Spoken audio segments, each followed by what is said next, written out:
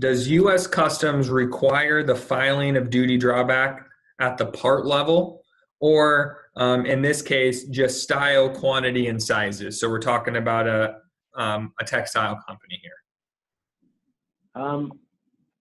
I'm sorry, what was that last part? You kind of broke up.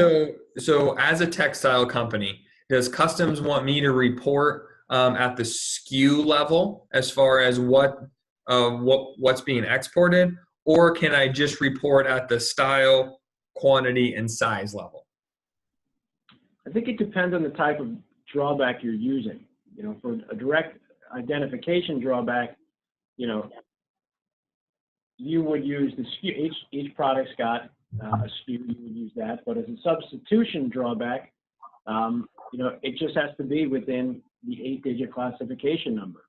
So anything that falls under that, regardless of the SKU or the style, could qualify.